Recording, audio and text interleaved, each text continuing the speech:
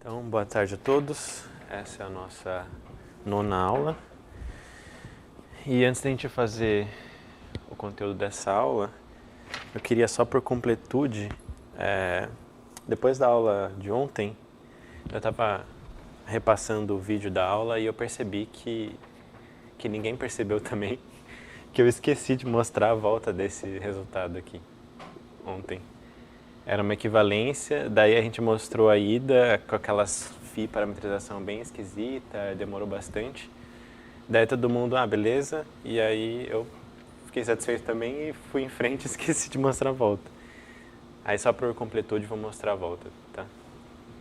É bem mais simples a volta, mas só pra gente não deixar nada pra trás.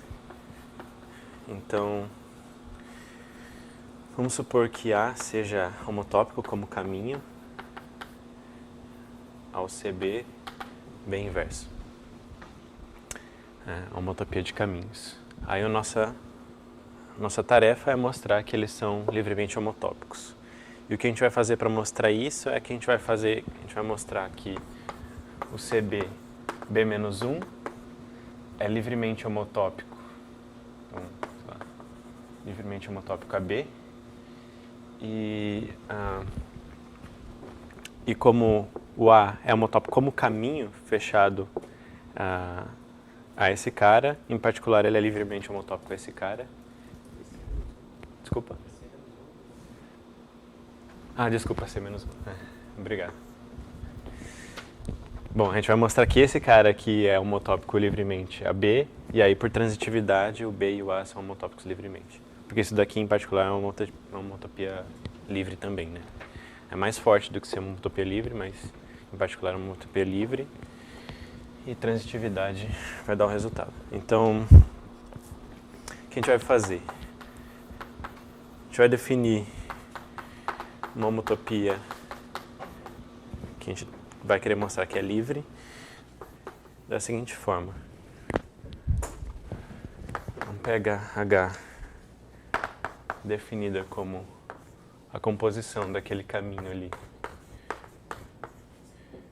com φ, ou chamar de R, na verdade,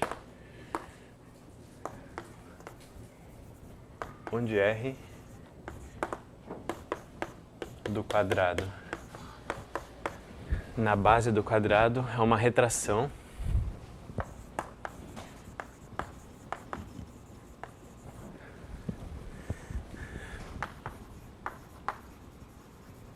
então pensando nesse cara como um subespaço desse, sendo a base desse retângulo, então, na sua base.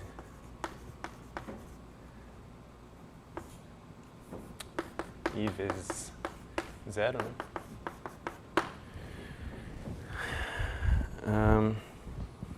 A base horizontal dele é da seguinte forma.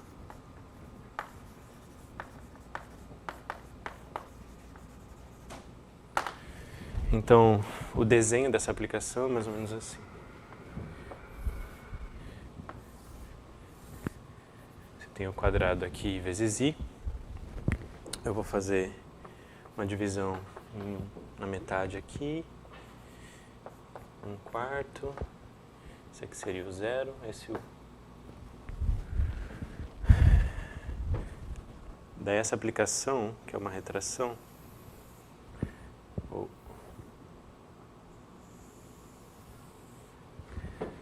vai fazer o seguinte.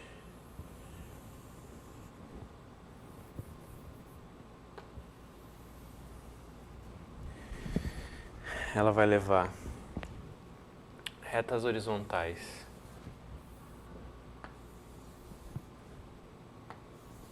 dessa região aqui, nesse segmento. E essas retas aqui, com origem 0,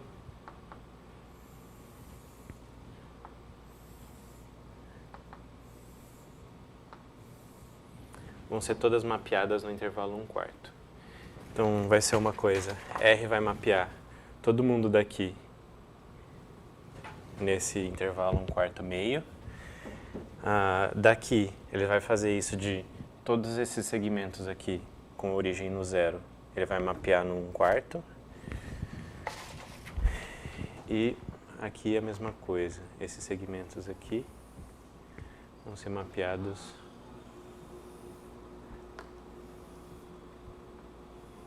essa é a visão geométrica do mapa. Mas formalmente, quem que é o R? Então, formalmente, o R, então isso daqui, geometricamente, é uma extensão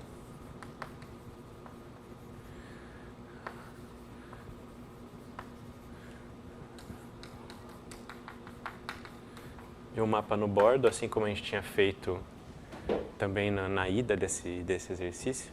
A gente tinha um mapa contínuo definido no bordo até o intervalo, e aí, pelos resultados que a gente já sabe de extensão de aplicação, a gente estendia para o quadrado inteiro. E, essencialmente, então, a gente só precisa definir a R nesses bordos aqui. Então, o que ela faz nos bordos?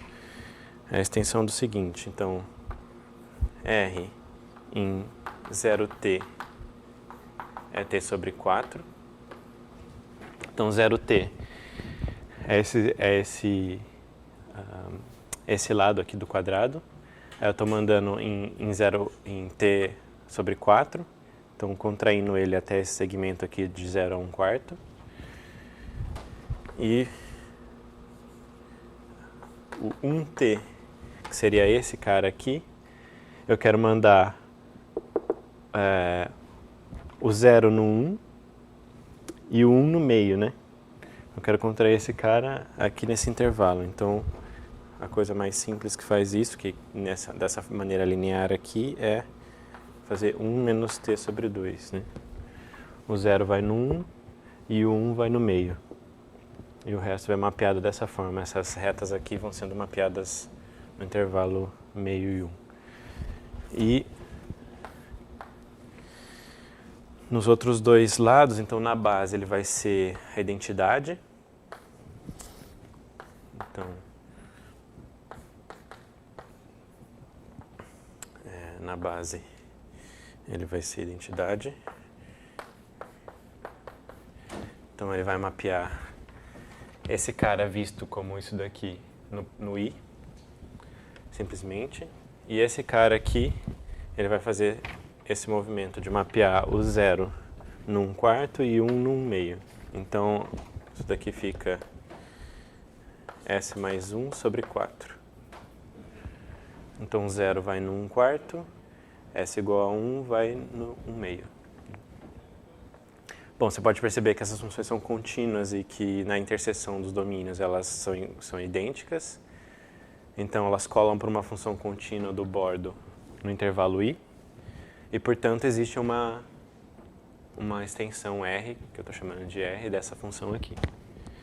Uma extensão contínua, né?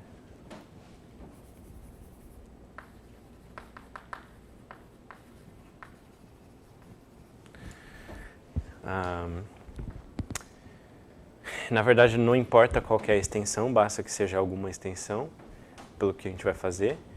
Mas, por exemplo, isso daqui é uma extensão contínua que dá para ver geometricamente, né? Então, aí o que a gente precisa? A gente quer ver que esse H é uma homotopia livre entre esse caminho aqui e o caminho B. Vamos ver então isso. Então, daí, a gente tem que o H S0, ou seja, o H0 é um caminho que começa em que cara, né, para qualquer parâmetro S. Eu quero verificar que ele começa exatamente naquele CB B-1. Então, esse cara aqui vai ser CB B-1 de R de S0, mas S0, o R ela é a identidade, né, na base do quadrado. Então, isso daqui vai ser simplesmente CB B-1 de S0, desculpa, de S. Então, realmente começa nesse caminho. Desculpe. Opa. Todos os lugares CA menos 1. Isso, CA menos 1, desculpa. Eu tô botando toda hora. Desculpa. Por favor, me corrijam quando... Senão depois fica errado ali. Essas besteiras é melhor. Bom, é sempre C menos 1, tá? Conjugação pelo C do caminho B. Aqui é C menos 1, desculpa. Caramba.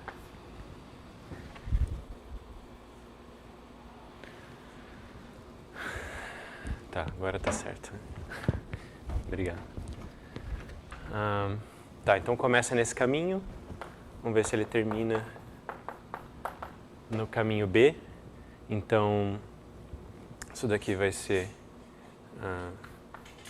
CB, C menos 1 de R de S1. R de S1 é esse cara aqui. Então vai ficar S mais 1 sobre 4. Né? Bom, mas o S é um parâmetro que está variando entre 0 e 1. Então esse cara aqui está variando entre 1/4 e 1/2, né? Eu estou mapeando esse lado de cima aqui do quadrado nesse cara aqui. Mas nessa região, esse caminho, esse produto, eu estou justamente na parte do B, né? Desse caminho produto, nessa região aqui.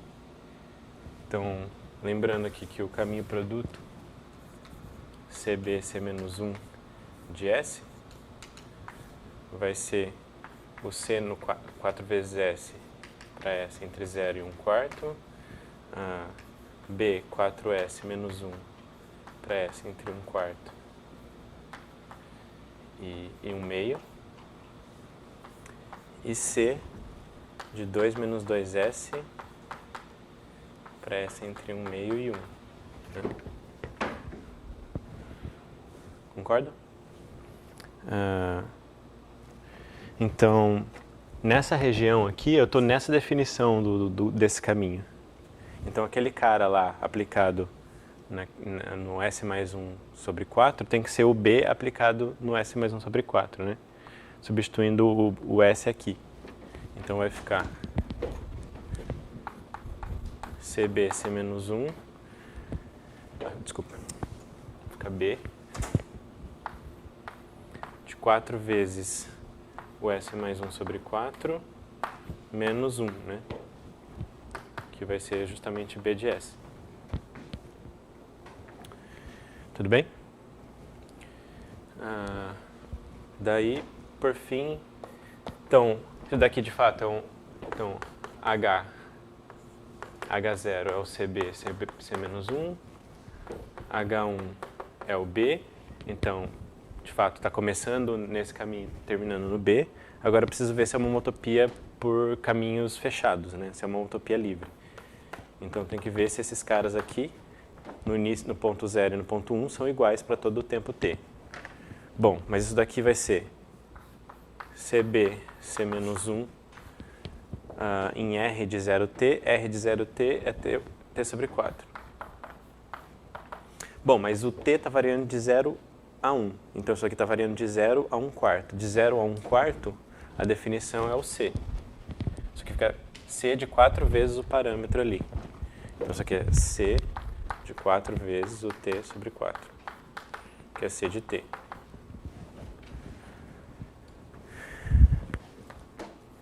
E aí o H de 1t tem que dar C de t também, né?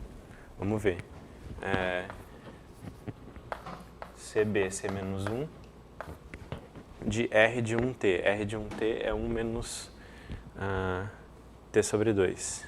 Então, 1 menos t sobre 2. Bom, mas t está variando de 0 a 1, então esse cara aqui está justamente nesse final aqui, né? De meio a 1. De meio a 1 eu tenho esse cara aqui. Então eu fico com C de 2 menos 2 vezes 1 menos t sobre 2, que é C de 2 menos 2 mais t, que é C de t. Então, de fato, esses caras aqui coincidem.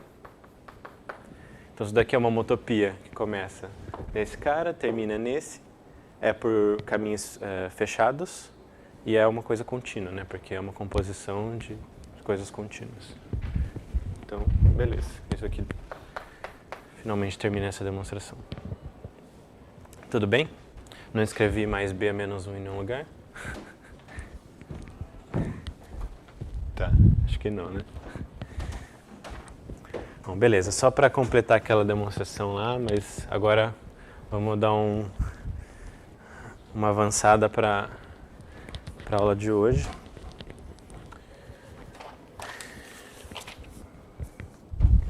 Então a gente tinha parado a aula passada, então agora, de fato, a aula de hoje.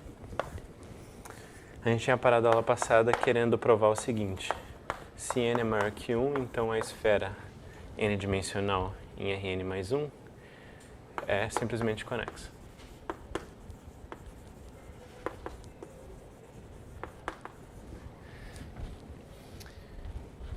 Bom, isso vai seguir de uma série de lemas. Eu vou começar com o seguinte. Lema 2.7 do livro.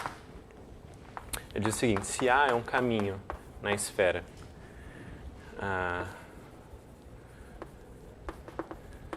que não é sobrejetivo, ou seja, que a imagem dele não é o SN inteiro, não é a esfera inteira, então duas coisas acontecem, são possíveis, né? Ou bem o A é homotópico como um caminho ao laço constante no ponto x0, se A foi um caminho fechado baseado num ponto x0, ou bem o A não é um caminho fechado, e aí, nesse caso, ele é homotópico a um caminho C, digamos, injetivo. Se o A não é um caminho fechado.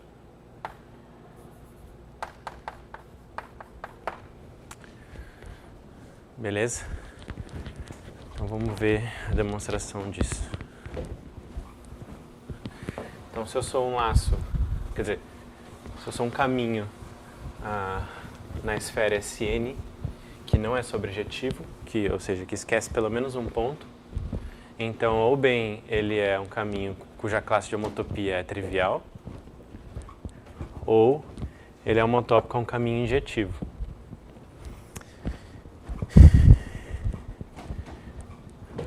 Então, vamos ver por quê. Então, por hipótese, existe um cara, um P, na esfera que não está na imagem do caminho. Daí, o que você vai fazer? Projeção estereográfica partindo daquele ponto. Então, pega φ de Sn menos esse ponto aqui, em Rn, o homeomorfismo, que é a projeção estereográfica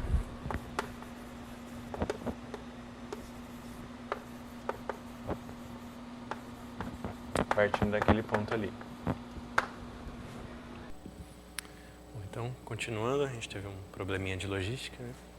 Mas, então, a gente estava querendo mostrar que todo caminho na esfera que não é sobrejetivo é ou bem homotópico a o laço trivial, quando ele for um laço fechado, ou, se ele não for um laço fechado, ele é homotópico a um caminho injetivo. Então, a gente começou pegando um cara que não está na imagem do caminho A e pegou a projeção estereográfica a partir desse ponto. E aí, então, como o Rn é simplesmente conexo,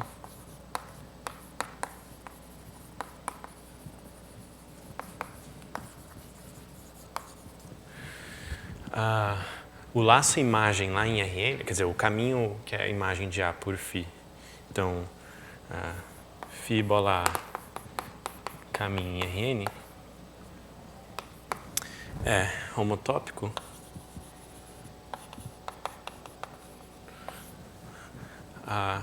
o seguinte: ou bem ele é homotópico a uma constante,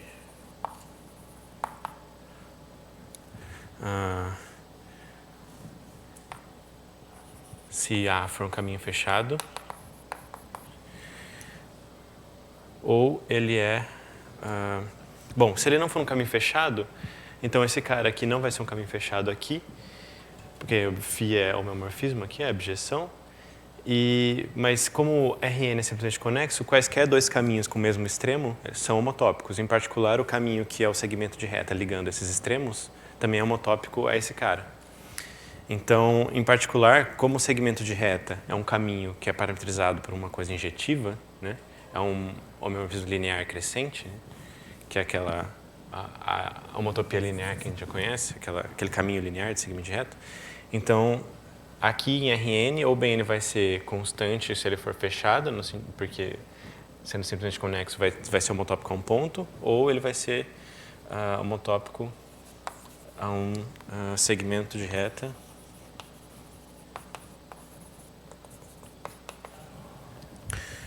com extremos...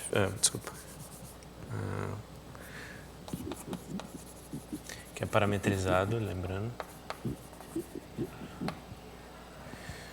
de maneira injetiva, né? Injetivamente.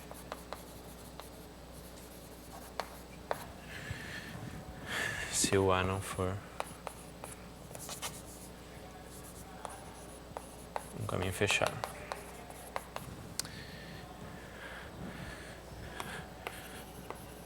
E daí segue que a mesma coisa vai valer para a imagem inversa por φ desse caminho, que é o próprio A. Então, como A é φ menos 1 de φ bola A, e φ é um homeomorfismo, ele vai levar homotopias em homotopias, homotopia de caminho em homotopia de caminho, e aí essas duas coisas vão valer, que é que seria exatamente o statement aqui, né? Que é a conclusão estrela aqui.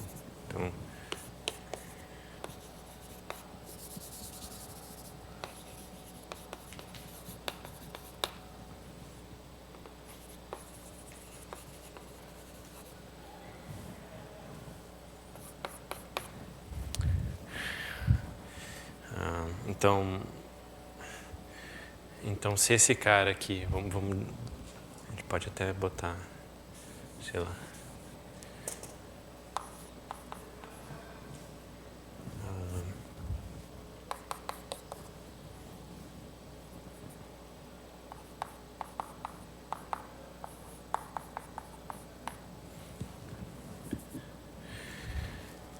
esse laço constante seria esse cara, né? Se ele fosse realmente um laço. E isso aqui seria um segmento de reta. E aí, bom, eu não sei se ficou claro, mas se essa daqui fosse a homotopia entre esses dois caras, quer dizer, desculpa, se H é a homotopia, então só para deixar um pouquinho mais claro, se H é a homotopia entre φ bola A e o caminho Y0, então φ que é H2, que é φ menos 1 do H, vai ser justamente a homotopia entre A e EX0. E a mesma coisa aqui, né? A homotopia que você tiver entre os caras, você volta ela com esse homeomorfismo aqui, e isso vai dar uma... Então, ficou claro esse resultado da demonstração? Tudo bem? Bom, então, a primeira observação é que isso aqui nem sempre acontece, ou seja, existem caminhos na esfera que são sobrejetores.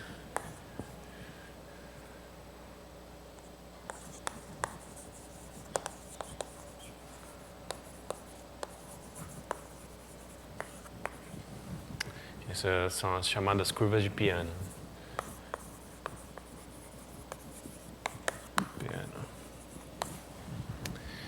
Então, isso nem sempre a priori vai ser verdade.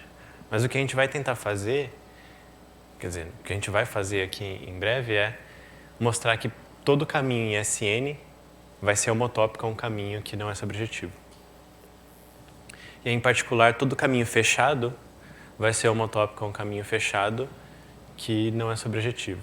E aí, caminhos fechados que não são sobrejetivos são homotópicos ao trivial. E aí, portanto, a gente vai ser assim que a gente vai mostrar o resultado, né? Então, a gente, de alguma forma, tem que contornar os caminhos sobrejetivos via homotopias, né? E isso que é o jogo aqui.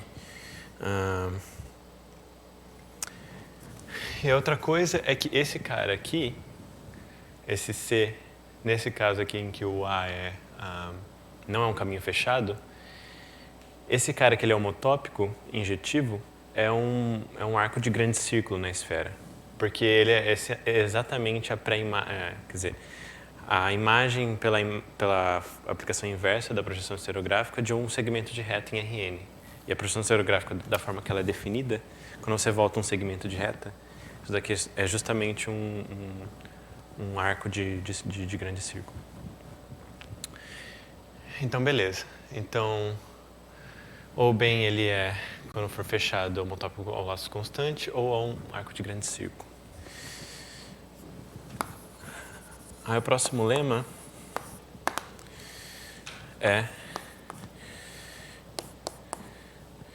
que se n é maior que 1, qualquer caminho na esfera injetivo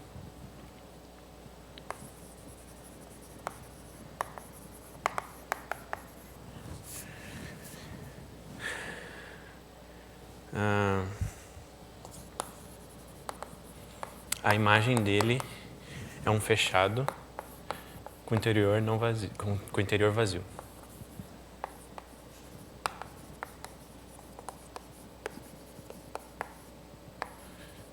Na esfera.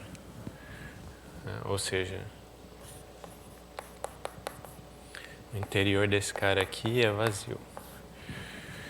A gente chama, tem uma observação aqui que é, bom, em topologia geral a gente chama um subconjunto de um conjunto X. Então, só uma observação aqui. Isso aqui é nunca denso se o interior do fecho desse conjunto é vazio. Isso significa que o complemento do fecho dele é denso. E se é denso, é que o fecho dele é o espaço todo, né? Então, aqui a gente está dizendo, como esse cara é fechado, a gente está simplesmente dizendo que esse cara aqui, ele é um cara nunca denso na esfera. E o que a gente vai tentar fazer, depois de provar esse lema aqui, é mostrar que todo caminho na esfera pode ser quebrado numa porção de caminhos concatenados, cada um dos quais não é sobrejetivo e que são que não são laços, né? Quando forem laços, vão ser um cara... a imagem de laços, quer dizer, desculpa. Então, cada um dos caras vão ser caminhos que não são sobrejetivos e, portanto, vão ser homotópicos ou bem ao laço constante ou a um mapa injetivo, ou um caminho injetivo. O caminho constante é um ponto, a imagem dele, então tem interior vazio. E um caminho injetivo, por esse lema, vai ter imagem com interior vazio.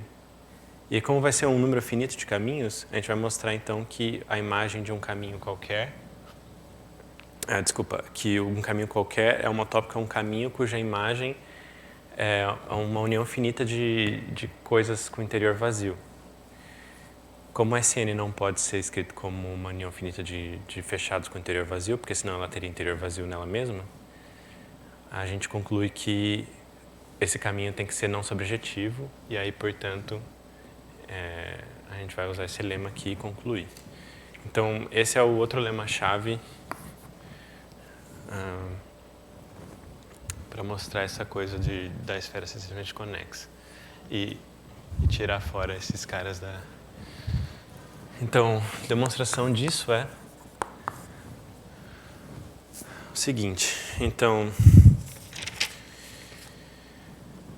como o I é compacto, de novo usando isso, né? E Sn é Hausdorff,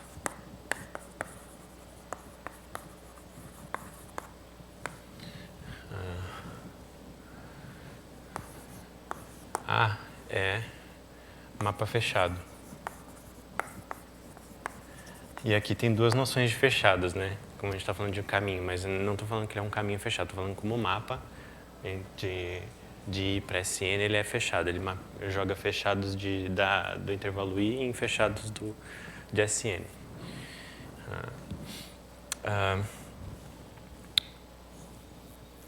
E como por hipótese, A é injetivo, segue que o A é um mergulho topológico.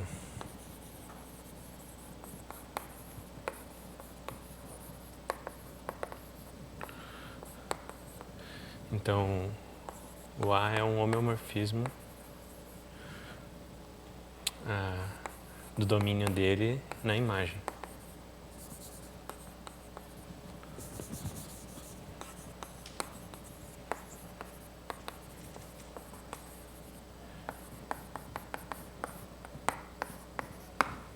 Certo? Porque é um mapa contínuo, injetivo, então o fato dele ser fechado vai dizer que essa inversa restrita à imagem é também um mapa contínuo, então é um homeo sobre a imagem, certo? Bom, só que daí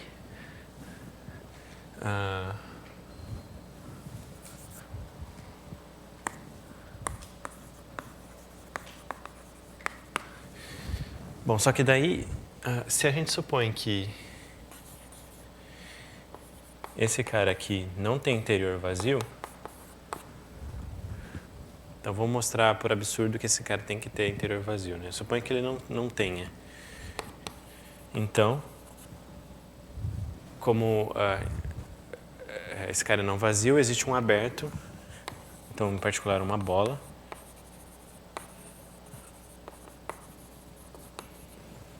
B contida nessa imagem aí de SN, centrada em algum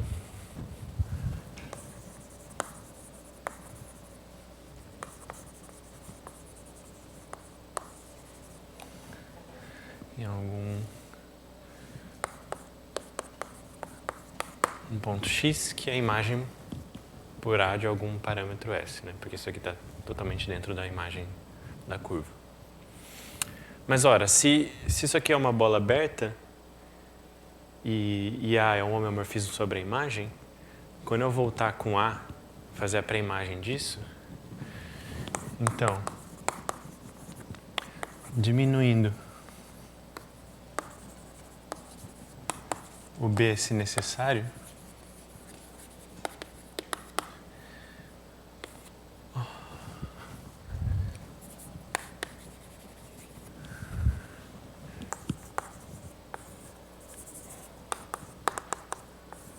esse cara aqui, que é para a imagem pela φ do B, é um intervalo aberto, contendo o S.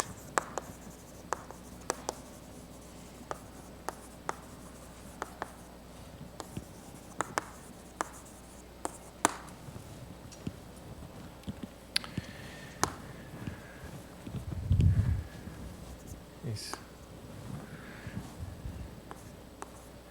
E o S não está no bordo desse intervalo. Por quê? Bom, então então a gente está supondo que, digamos que isso aqui é a imagem do caminho, tem uma bola aqui dentro, centrada no X, mas esse X aqui vem por A de um S aqui do intervalo I. Quando eu faço a pré-imagem por A, que é um homeomorfismo sobre esse cara aqui, ele volta, o B aqui, volta num aberto.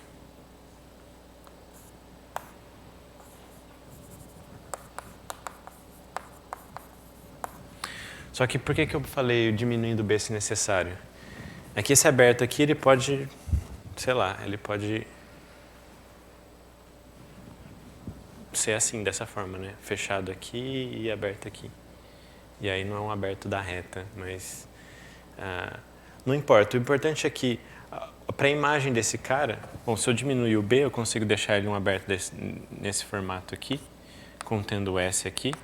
Como o X é o centro dessa bola e o homeomorfismo mapeia fronteira em fronteira, o S vai estar no interior do intervalo também, ele não vai estar na fronteira aqui. E o ponto aqui é o seguinte, por que isso é um intervalo, né?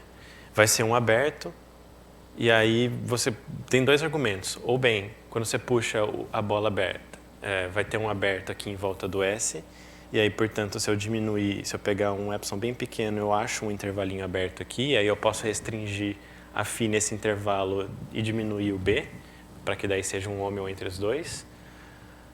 Ou simplesmente eu posso fazer o seguinte, porque o que vai acontecer? A pré-imagem para um homeomorfismo de um conexo tem que ser um conexo. E aí um conexo na reta tem que ser um intervalo, a gente já provou isso. Mas se ele tem que ser um intervalo e aberto, porque é uma pré-imagem de um aberto, então vai ser um intervalo aberto. E aí, bom, vocês simplesmente...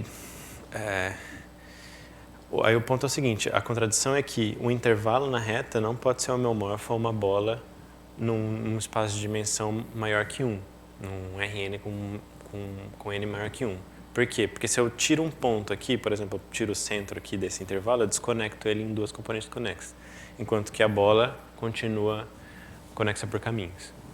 A gente já mostrou que a bola menos a origem é sempre conexa por caminhos se é uma bola em Rn para n maior que 1. Né? Então aqui a gente consegue uma contradição. Então,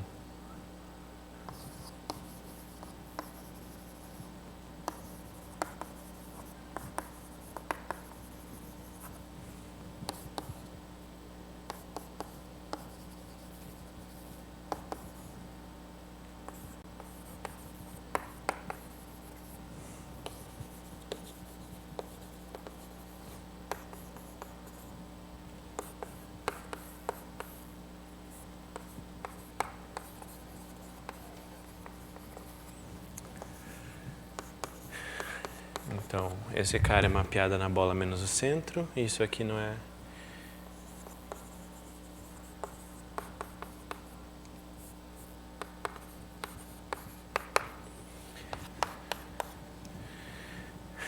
Então, portanto, esse cara aqui tem de fato interior vazio. Ficou claro? Então, resumo. Esse cara é compacto e esse é Hausdorff, mapa contínuo, tem que ser fechado.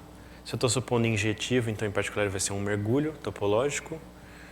E aí se eu suponho que esse cara tem interior não vazio, ele vai conter uma bola aberta de Rn mais 1 lá. Pega um centro para ela, vê que a pré-imagem disso, se eu diminuir a bola se necessário, vai dar um intervalo aberto contendo esse cara aqui. E aí, isso daqui vai dar, em particular, um homeomorfismo entre um intervalo aberto e uma bola aberta em Rn mais 1. E aí, isso daí não pode, porque o n é maior que 1 e essa bola seria... Não se desconecta se eu tirar um ponto, enquanto que o intervalo sim.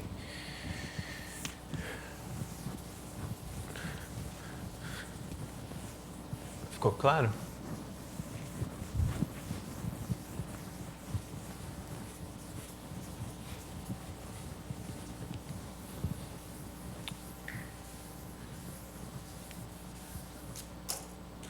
Desculpa. Nossa, eu falei um negócio errado aqui. Eu tô falando que essa bola é de Rn mais 1, não. Essa bola é de Sn, né? Porque eu tô supondo que o interior não vazio em Sn. Então contém uma bola de Sn como espaço métrico, né? Com a métrica induzida em Sn, restrita a Sn. E essa bola não vai desconectar se eu tirar um ponto.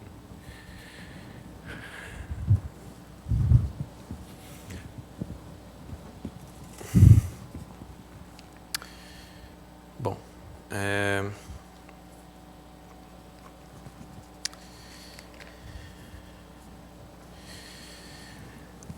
Daí o próximo lema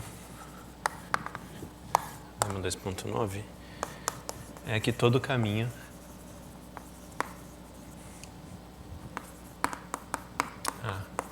em SN é homotópico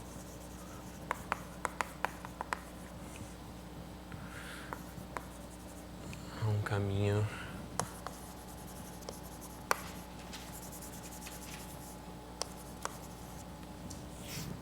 que não é sobrejetor.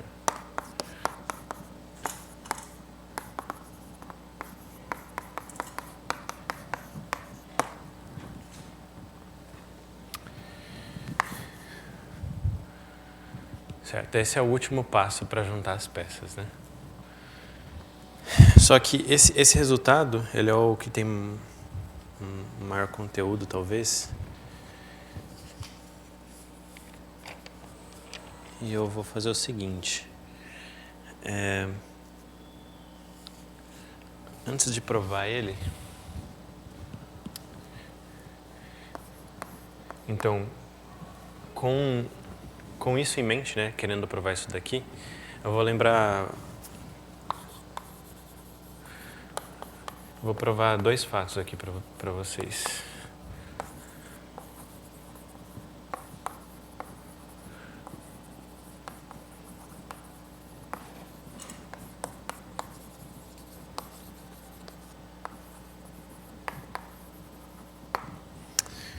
Então a primeira coisa é a seguinte.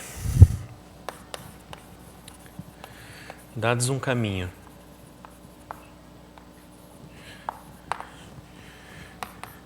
num espaço topológico X qualquer e pontos no intervalo 0, 1, digamos S0, S1, então dá uma partição do intervalo, SK. Vamos considerar os caminhos parciais. Então, as restrições, seja AI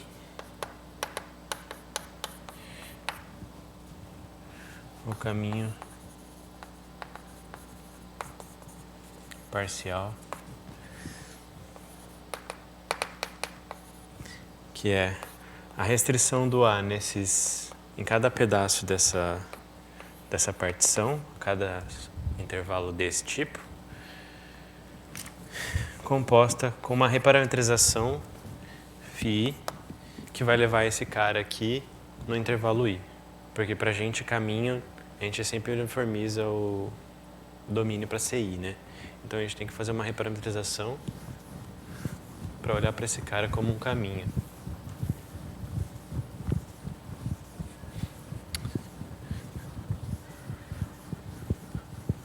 E aí a reparametrização é a natural, né? É o homomorfismo linear crescente que leva esse cara aqui nesse cara aqui. Então,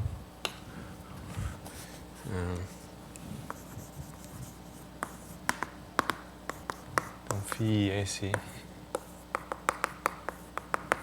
esse mapa.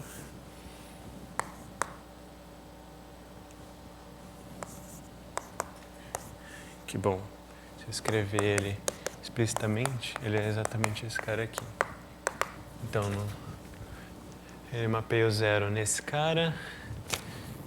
É simplesmente aquela coisa linear que a gente já conhece. Certo? Isso aqui é um homeomorfismo.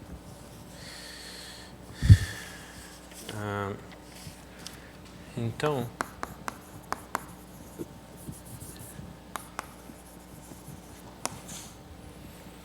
pondo B como a concatenação desses, cada um desses AIs aí, então A1, A2, AK. Lembrando que a gente sabe que essa concatenação no nível de caminhos não é associativa, né? Só quando a gente olha para a menos de homotopia. Mas toda vez que a gente escrever assim, a gente está fazendo a convenção de que primeiro a gente faz esse, depois esse, nessa ordem mesmo. Então, teria um parênteses assim, né? Acho que eu já fiz essa convenção lá atrás, mas só para lembrar. Então, A gente quer entender quem que é esse cara aqui.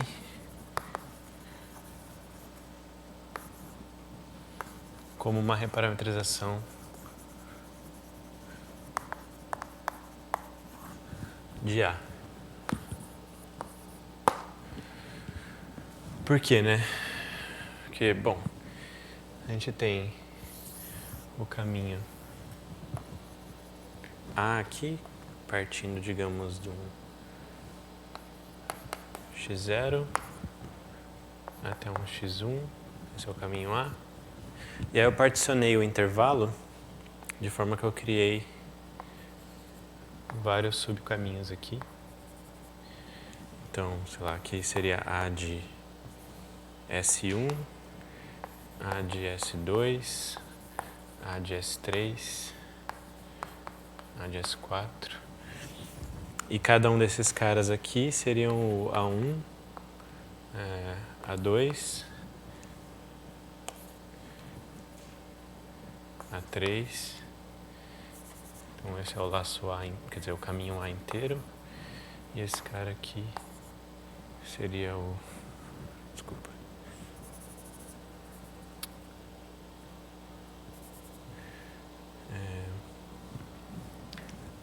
O A1, A2, A0, tá. A1, A2, A3, A4. Esse aqui seria o A5.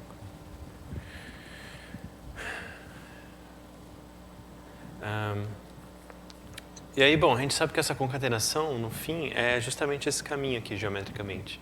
Só que isso aqui não é exatamente igual ao caminho A, porque tem aquele problema das velocidades, né?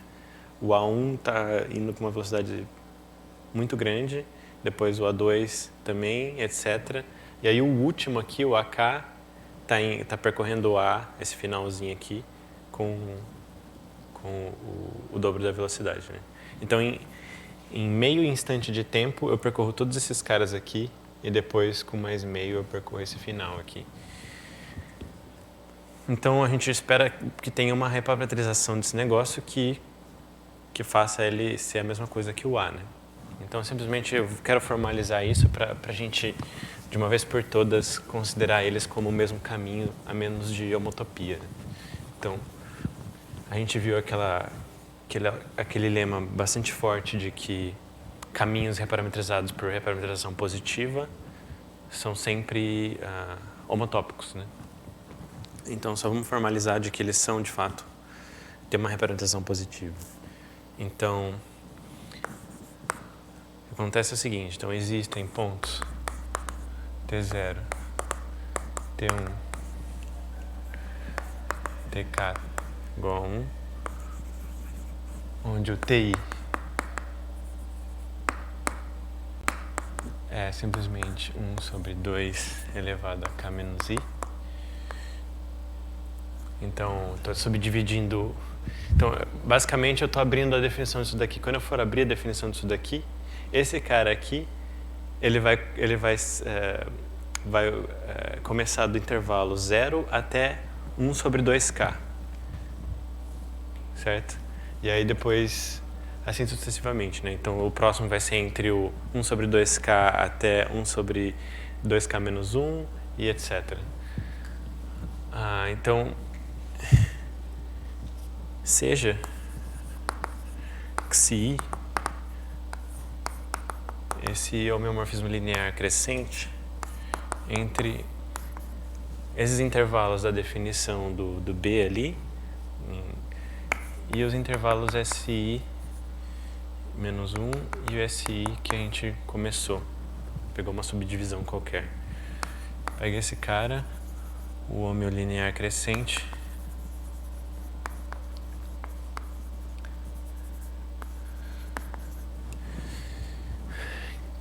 que é simplesmente fazer isso daqui normalizado, né? Então, tem uma expressão para esse cara, se você não está muito contente com simplesmente homeolinear crescente, ele vai ser esse daqui. Ti menos T sobre Ti menos 1 S mais T S menos 1, I menos 1, TI menos TI menos 1, SI. Então, no tempo inicial aqui, que é T subíndice I menos 1, isso daqui dá 1, desculpa, isso daqui dá 1, eu fico com SI menos 1, né? Isso aqui zerou. Então, esse cara está sendo mandado nesse. E aí, de uma maneira crescente, porque T é a variável aqui, né? Isso daqui tem derivada positiva. E aí, no ponto final, TI, isso daqui zera, e eu fico justamente com 1 e SI. Então, estou levando de maneira linear crescente, é nesse sentido aqui. Então, isso daqui é um ômeo, que deixa claro agora qual que é a relação entre essas partições, e aí, quem que é a reparametrização, né? Então, vamos definir o homeomorfismo poligonal, né? Xi do intervalo nele mesmo, que é crescente, pondo o Xi restrito a cada intervalo TI e TI menos 1,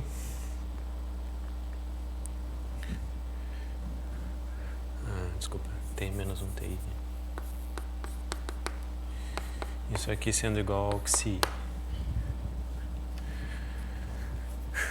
Bom, cada Xi são funções contínuas, nas interseções elas coincidem, isso cola para uma função contínua no I inteiro. Isso aqui vai continuar sendo uma função crescente, e ele leva o 0 no 0 e o 1 no 1. Aí lembra quando a parametrização levava o 0 no 0 e o 1 no 1? Então, ela seria uma parametrização positiva, né? Então,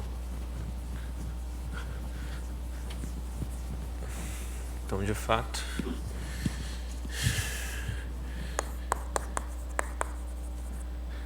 esse B aí, que a gente vê usando esses TIs aqui, né? Dividindo, aumentando a velocidade e diminuindo esses tempos. Quando eu reparametrizo o A pela Xi, eu ganho exatamente o B. Então, o B é uma reparametrização positiva de A, né?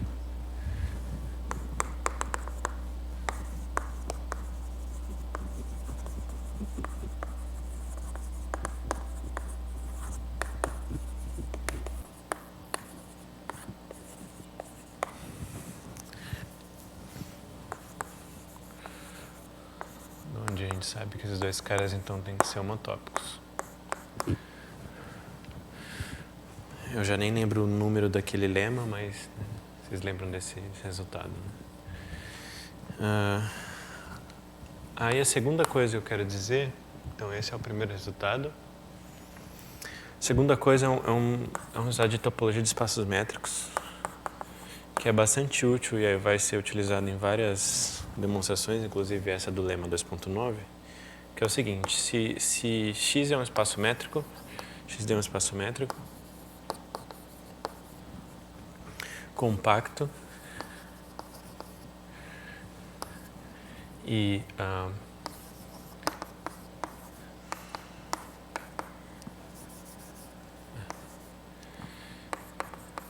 é uma cobertura aberta.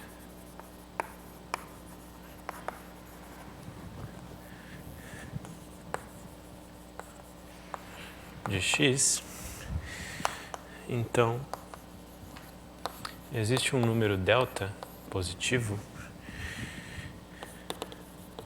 tal que não importa o subespaço A, onde de X que eu pegar, com diâmetro menor que delta, ele sempre vai estar contido em alguém da cobertura. Então,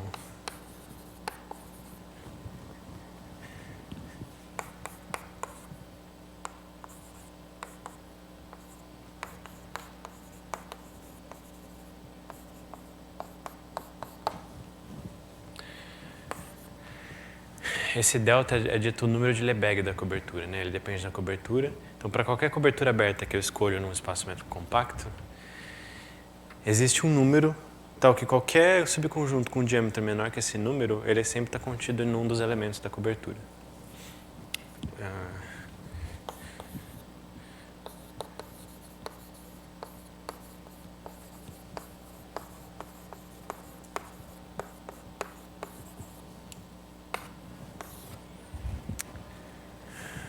Tá.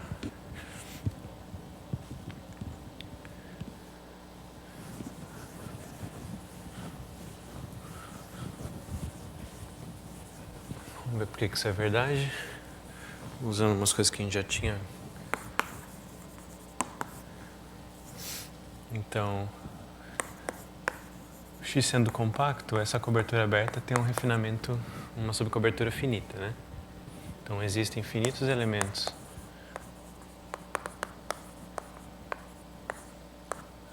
da cobertura aberta, tal que o X é a união desses caras.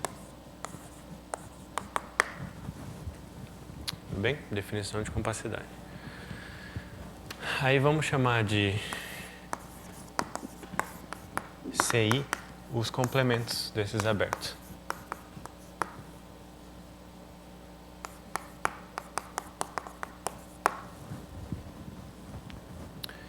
Então, CI é fechado. Não, daí daqui a gente faz o seguinte. Se existir um I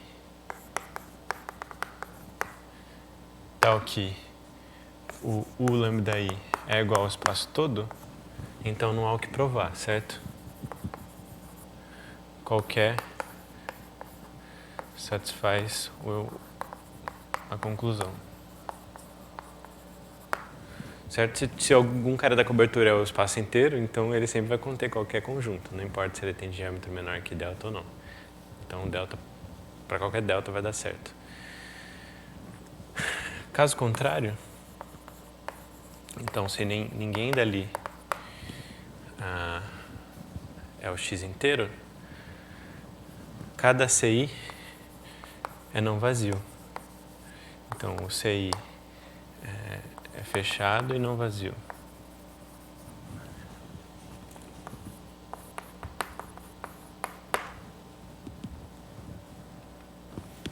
Tá parecendo G, né? Esquisito.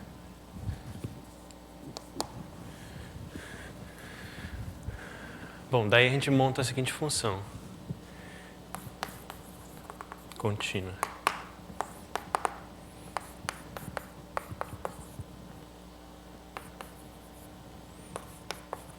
Pega a média aritmética entre as distâncias do ponto para cada um desses 6.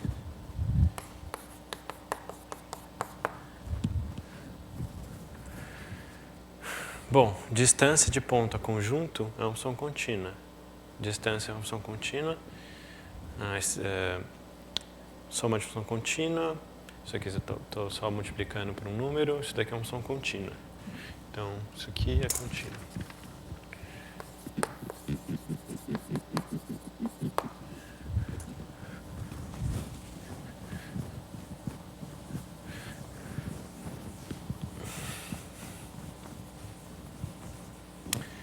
Então, F contínuo, X compacto, quer dizer que a F assume mínimo.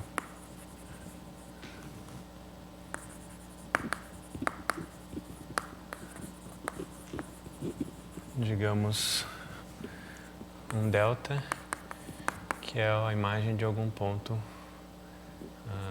P.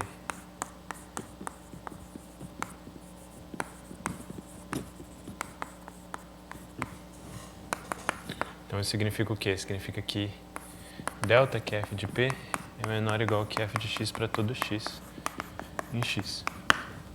Certo? Bom, esse vai ser o delta número de Lebesgue. E aí por quê?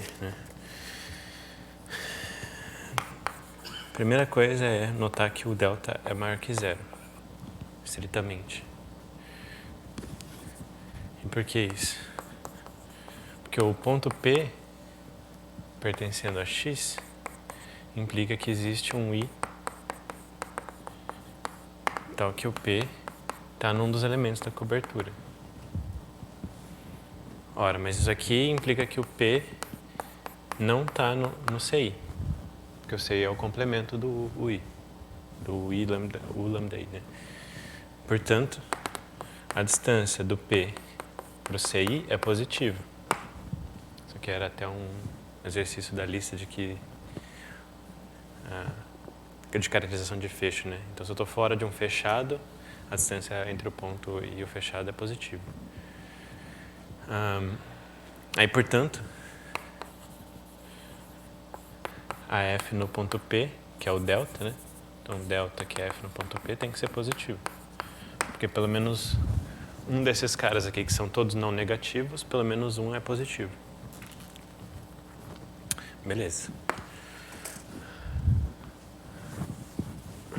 Agora vamos pegar um cara de diâmetro menor que delta e mostrar que ele está contido em alguém da cobertura.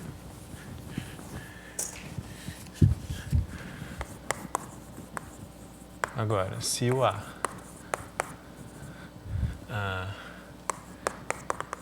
é tal que o diâmetro dele é menor que delta, isso quer dizer que o supremo das distâncias dos pontos de A é sempre menor que delta. Então quer dizer que se eu pegar qualquer ponto, então fixando um x0 no conjunto A, a gente tem que o A está contido na bola de centro x0 e raio delta. Certo? Bom, mas aí, como f de x0 é sempre maior ou igual que o f de p, que o p é um ponto de mínimo, que é maior que delta, pela definição da f, como uma média entre números, se esse cara aqui é maior que delta, quer dizer que tem pelo menos um cara aqui que é maior ou igual que delta. Se fosse todo mundo menor que delta, essa média daria menor que delta, certo? Não tem como tirar só menos que 5 na prova e a média ser maior que 5. Né? Então existe pelo menos um e 0 aqui, tal que a distância do x com c e 0, do x0, né? C e 0 é maior ou igual a delta.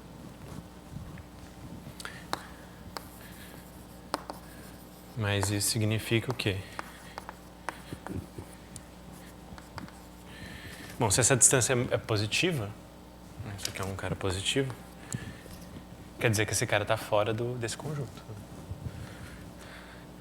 Então, quer dizer que o x0 está no complemento do CI, que é o lambda I. Certo? Ora, então mostrei que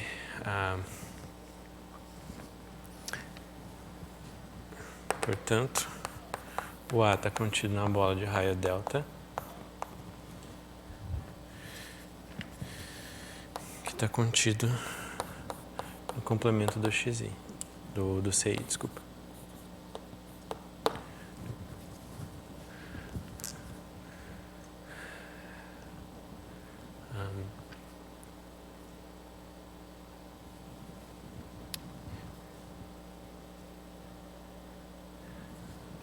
Então, isso. Deixa eu ver se eu tenho que pegar o centro aqui ou qualquer ponto da bola.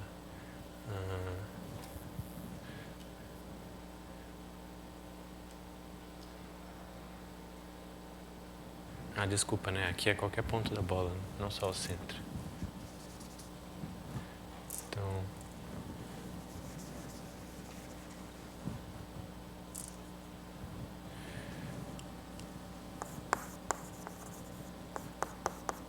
dado x nessa bola aqui, f de x é maior ou igual que f de p, porque p é um mínimo, um ponto de mínimo.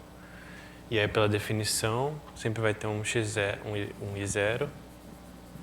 Então, que a distância de x até esse cara tem que ser positivo, mas significa que esse cara está fora. Então, portanto, estou mostrando que todos os pontos da bola de raio delta, centrado em x0, está fora do CI. Portanto, em particular, o A está fora do CI e, portanto, contido no elemento da cobertura. Tudo bem? Ficou claro?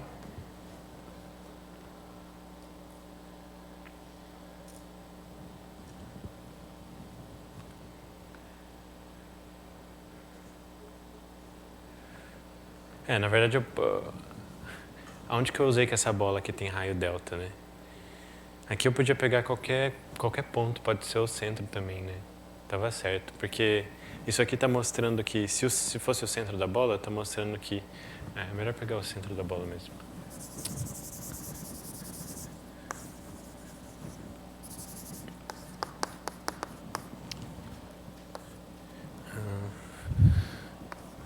Desculpa pela confusão, mas o que está significando aqui é o seguinte, que não só isso daqui é verdade, mas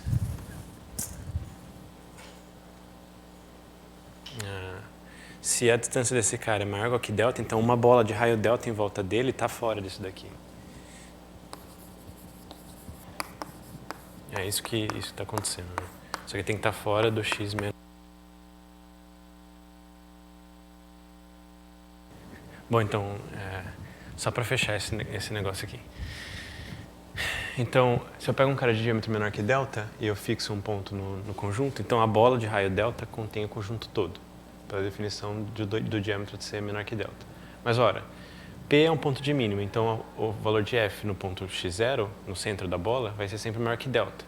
Mas como F é uma média de distâncias, isso quer dizer que pelo menos um dos caras CIs tem distância a x0 maior ou igual a delta. Mas isso significa que a bola de raio delta centrada em x0 tem que estar toda fora do conjunto CI. Portanto, ela tem que estar dentro do aberto o lambda i, que é a definição do... que o CI é justamente o comprimento desse cara. Então, portanto, o A está contido no elemento da cobertura. Tudo bem? Tá. Agora, depois desses fatos, vamos voltar aqui para o lema 2.9.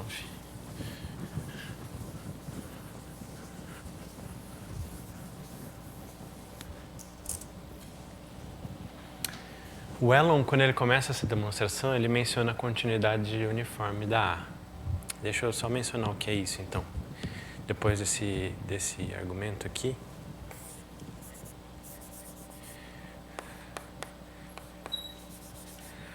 Uma consequência é a seguinte. Se F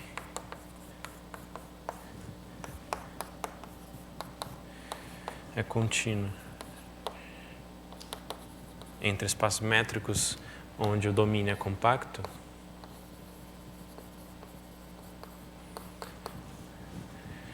então F é uniformemente contínuo.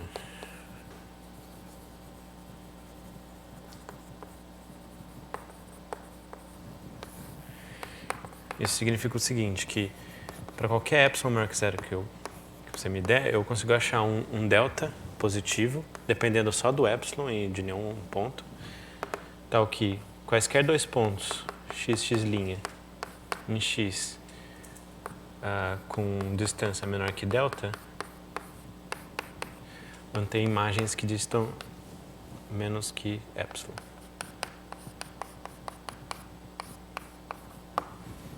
Então, repara que, né, quando você é contínuo num ponto, o delta aqui ele vai depender do epsilon e do ponto, né? Isso daqui não depende de ponto nenhum. E aí quando você é contínuo no espaço todo também, para todo ponto você consegue fazer isso daqui com o delta dependendo do ponto sempre. Mas a continuidade uniforme é tão forte que não importa a distância que você queira dar entre as imagens, quaisquer dois pontos com distância menor que um delta, dependendo só desse epsilon dado, você consegue isso daqui. Isso daqui por quê? Isso daqui segue justamente do resultado do lema de... é chamado também lema de Lebesgue, né? Esse lema do número de Lebesgue. Porque você pode considerar a seguinte, então, a prova disso daqui é... não sei se cabe aqui.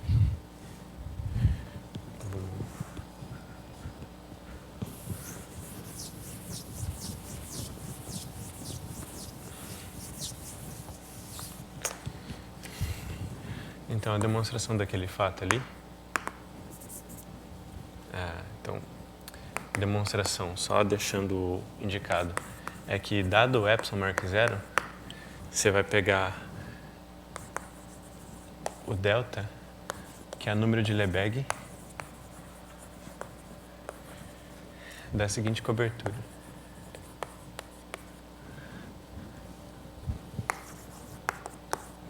Pega as pré-imagens pela F das bolas centradas nos F de x, com raio epsilon sobre 2, para todo x em x. Aí se eu pego quaisquer dois pontos, x e x', que distam de menos que delta, isso aqui é um conjunto de dois pontos que tem diâmetro menor que delta. Então, eles estão contidos... vai ter um P, vai existir um P em x, tal que o x' vai pertencer à pré-imagem disso aqui. O que isso quer dizer? Isso quer dizer que a distância entre f de... quer dizer, que f de x e f de x' pertencem à bola de raio epsilon sobre 2 centrada em P. Daí você faz uma desigualdade triangular e a distância entre esses dois vai ser a soma desses epsilon sobre 2, então vai ser menor que epsilon. Então você prova aquilo ali. Então, toda função contínua entre espaços métricos partindo de um espaço métrico compacto é de fato uniformemente contínua. Daí, então em particular, caminhos que chegam em espaços métricos, como aqui, né? Eles são sempre uniformemente contínuos, na verdade. E aí o Elon começa essa demonstração falando o seguinte, que...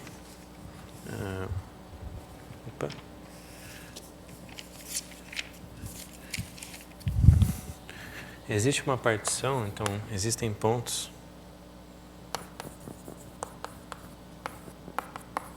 S0, S1, SK igual a 1, de modo que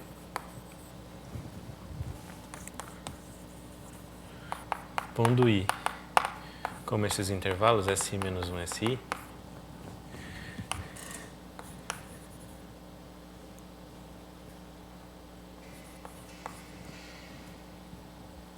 a gente tem que a imagem pela A restrita a cada um desses intervalos nunca é Sn para todo I entre 1 e K. E por que isso é verdade? Você pode mostrar isso usando quantidade uniforme, que o Elon menciona, mas eu prefiro já direto com o número de Lebesgue, porque é o número de Lebesgue que de fato prova a quantidade uniforme. Pelo número de Lebesgue, você pode fazer o seguinte: pega Sn e quebra ela em dois abertos, digamos Sn menos o polo sul, união Sn menos o polo norte. São dois abertos e que não são Sn inteiro, né? Então, sei lá, digamos U e V. Aí, se eu faço a pré-imagem por A de U e a pré-imagem por A de V, esses caras são abertos que formam uma cobertura do I. Bom, isso aqui, como o I é compacto, tem um número de Lebesgue, um delta, tal que qualquer subconjunto do intervalo que tenha diâmetro menor que delta vai ser mapeado em algum desses caras aqui. Aí eu subdivido o intervalo em coisas de tamanho menor que delta. Aí eu acho esses pontos aqui. E aí todo subintervalo desse vai ser mapeado num desses abertos, que nunca é a SN inteira. Certo? Eu não vou escrever isso, vai ficar dando trabalho à toa, mas vocês entenderam esse argumento? Só para abrir um pouco uma coisa que o Elon fala, só que sem explicar. Então, disso aqui, a gente vai usar aquele negócio, aquele fato que... aqueles dois primeiros lemas, então, pelos lemas 2.7 e 2.8, que era precisamente o de que se um caminho na esfera não é sobrejetor, então ele não acerta todo mundo. Ou bem o caminho, se ele for fechado, é um homotópico ou caminho constante, ou ele é homotópico a um caminho injetivo. E o 2.8 falava que se eu sou um caminho injetivo, então a imagem dele, a imagem do intervalo, a imagem desse caminho injetivo, ele tem interior vazio, certo? Então, em suma, cada um desses caras, então, cada um dos AIs,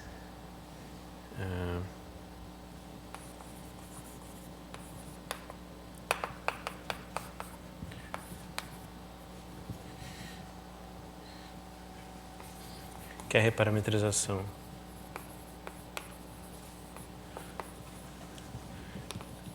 de A restrito ao I, que a gente acabou de fazer naquele primeiro fato.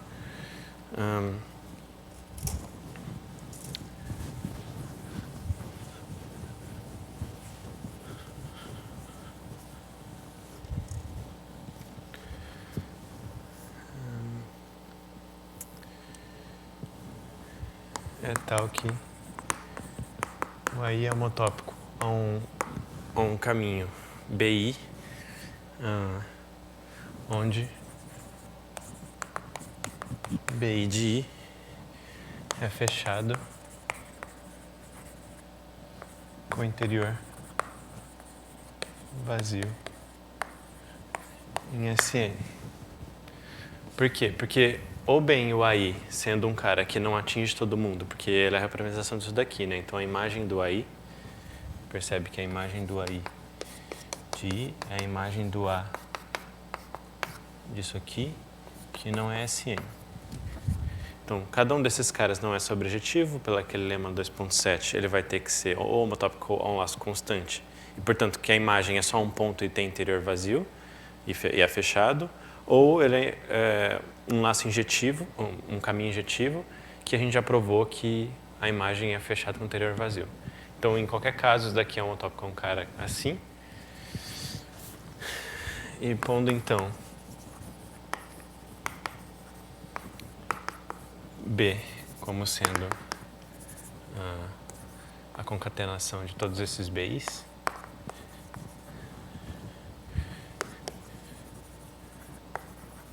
a gente tem o quê? Então, o A, porque ele é a reparametrização positiva desses AIs, ele é homotópico a essa concatenação.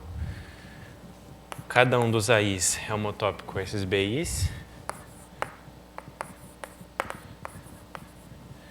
que é o B. Então, o A é homotópico a esse cara B aqui, mas a imagem do B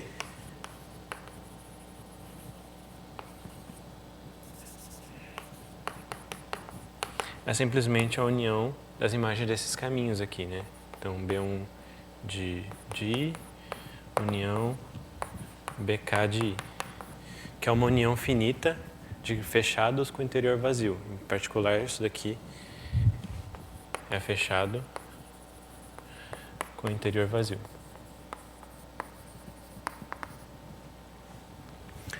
Portanto, BI não pode ser a esfera toda. Porque a esfera ela tem interior igual a ela mesma, né? Todo espaço topológico. Então, portanto, o que a gente concluiu é que o A é sempre homotópico a um caminho que não é sobrejetor. Que era o que a gente queria mostrar.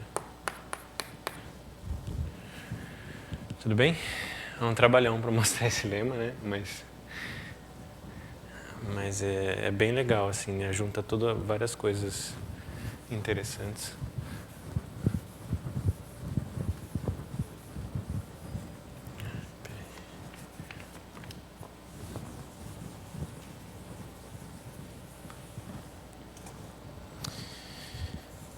Certo. Que horas são?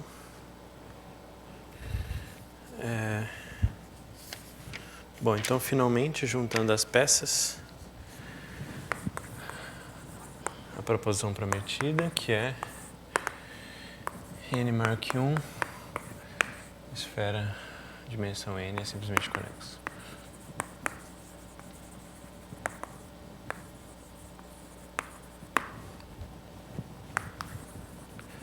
Então é só juntar as coisas, então pelo lema 2.9, todo caminho. Vamos pegar caminhos fechados, que é o que importa para mostrar que o π1 é trivial, né? Bom, para começar, Sn para n maior que 1 a gente já mostrou que é conexo por caminhos. Então a gente só basta mostrar aqui que o π1 dela é trivial, né? Então, pelo aquele lema que a gente acabou de provar, todo caminho fechado em Sn é homotópico a um caminho fechado que não é sobrejetivo, porque eu peguei aqui qualquer caminho e isso daqui é uma homotopia de caminhos. Então, se eu começo com um caminho fechado, vai ser homotópico com um caminho fechado.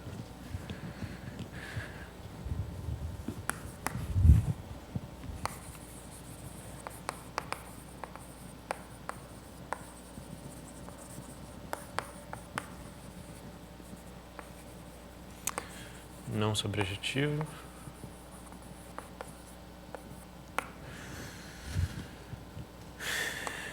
E pelo lema 2.7, quando eu tenho um caminho fechado não sobrejetivo, ele é homotópico ao caminho constante.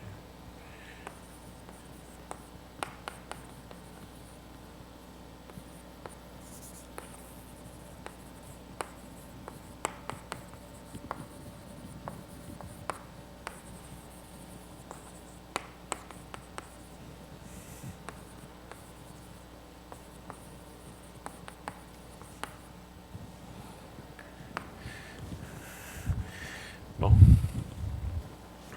daí que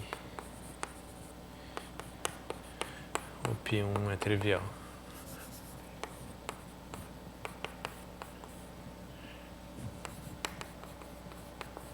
A gente está falando de qualquer caminho fechado, não importa a base, eles são sempre homotópicos a um caminho constante. Então, como o Sn é conexa por caminhos, para n igual que 1, o resultado segue.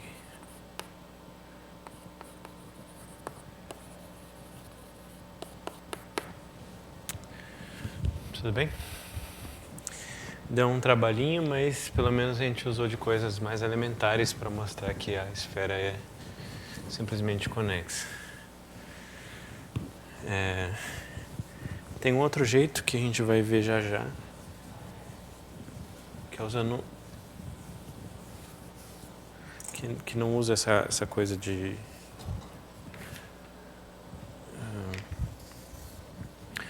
um caminho um pouquinho mais direto, mas eu também pago o preço de mostrar um resultado com uma demonstração um pouquinho longa. Exemplo 3 do livro, ele fala quando n maior que 2, a esfera, então, a Rn menos a origem é simplesmente conexo.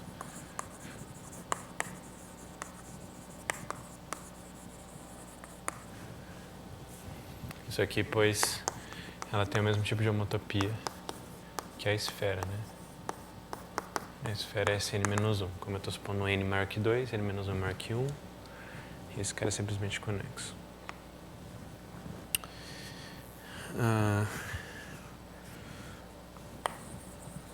Uma observação é a seguinte, que a gente vai ver que o S1, que é o que ficou faltando, né? A gente está pegando n maior que 1, não é simplesmente conexo.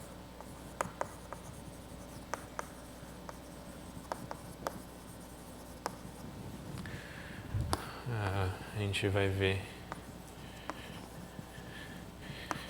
que o π1 de S1 é Z.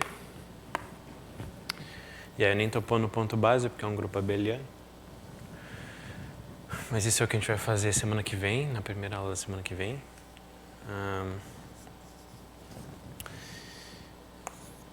E Sn, a outra observação é que Sn, n maior que 1, é simplesmente conexa, que é o que a gente mostrou, mas ela não é contrátil. Então é o primeiro exemplo que a gente está vendo de um cara que é simplesmente conexo, mas não é contrátil.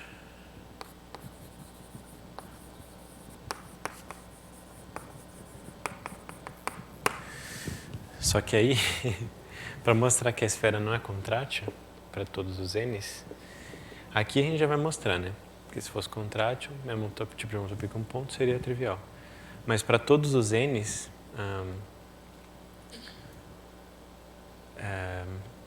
isso daí, o argumento mais padrão é por topologia diferencial, que é usando o teorema de Stokes.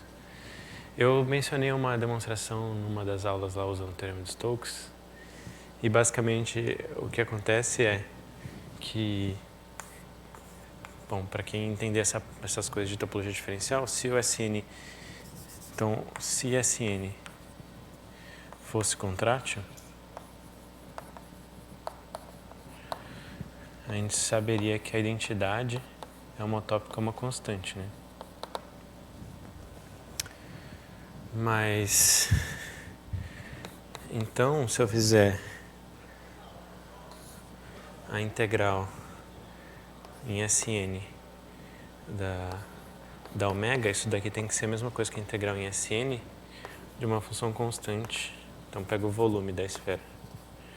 Uma constante por Beck o volume. Só que quando você faz isso aqui é zero. E o volume é uma coisa positiva. E essa igualdade vale porque uma coisa eu falei numa aula passada que quando você tem mapas homotópicos, o pullback por eles de formas fechadas, no caso a forma volume aqui é uma forma fechada, tem integrais iguais em superfícies compactas. E quando você faz pullback de uma forma volume para uma aplicação constante, isso aqui dá zero. Essa é uma demonstração por topologia diferencial, mas enfim, a gente nesse curso especificamente não vai ver uma demonstração disso em dimensão alta.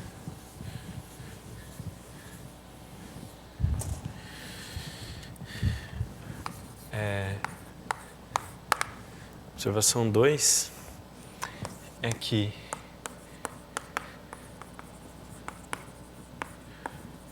então esse fato de que isso aqui é simplesmente conexa, por uma das equivalências que eu tinha dito na aula passada, quer dizer que para todo mapa contínuo de S1 na esfera, esse mapa é homotópico como um mapa constante, né? Então,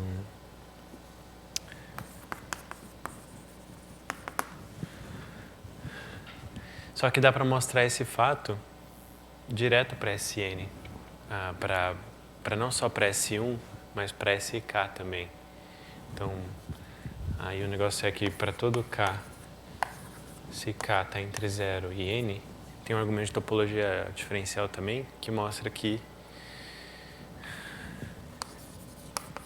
então toda F de SK em Sn contínua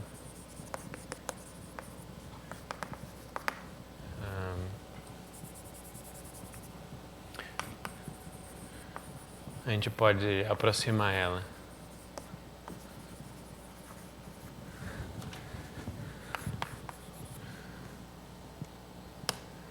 por uma G de SK em S1 e em Sn de classe C1.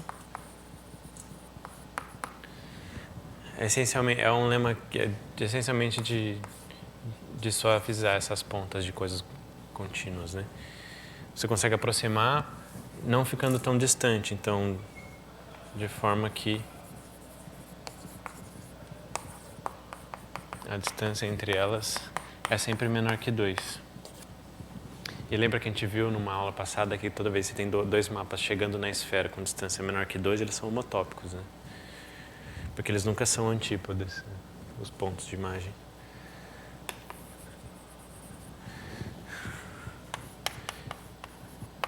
Mas daí o que você usa de topologia diferencial é que quando você tem um mapa de classe C1 de uma variedade de dimensão menor para uma variedade de dimensão maior, esse mapa nunca pode ser sobrejetivo. Vocês já devem ter visto, talvez, o teorema de Sard, não sei, que diz que, na verdade, a imagem desse mapa aqui tem que ser um cara de medida nula aqui. Então nunca vai ser a esfera inteira.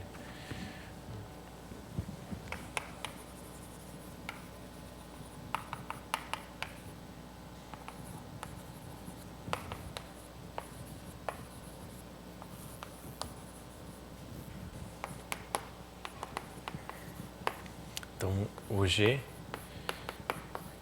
ele não é sobre a esfera. Mas aí, beleza. Isso era o que a gente tentava mostrar, que a gente foi fazendo várias coisas para mostrar para os caminhos na esfera, né? Que eles sempre podiam ser homotópicos a um cara que não é sobrejetor. Aqui eu estou fazendo para SK em dimensão um pouquinho maior para ver. Aí como é que conclui nesse caso aqui? Como eu estou vendo... Lembra aquela coisa, né, de que dois caminhos, dois laços são homotópicos, dois laços baseados no mesmo ponto são livremente homotópicos, só se eles definem a mesma classe quer dizer, eles definem classes conjugadas no π1, né?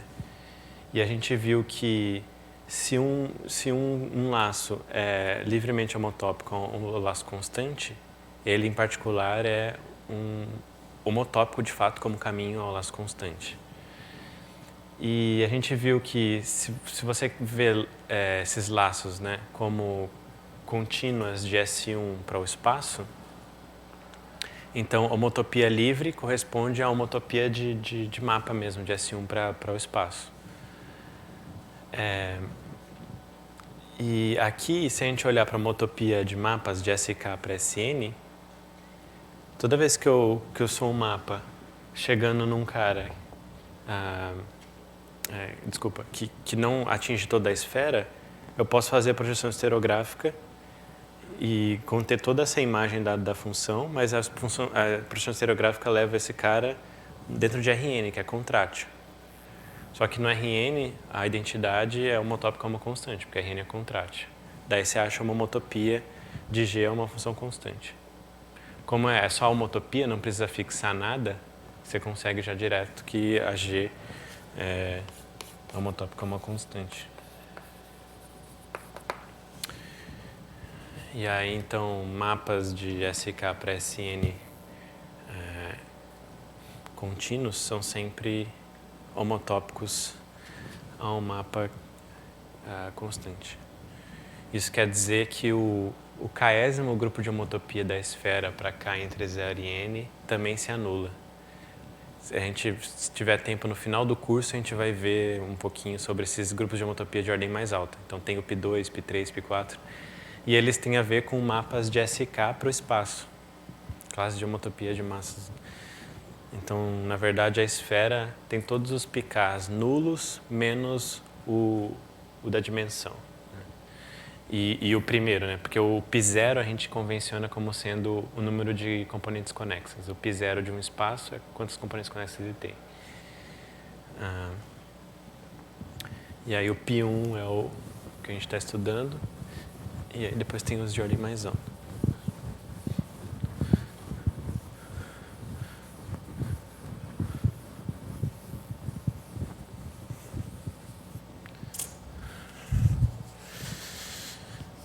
Tá bom.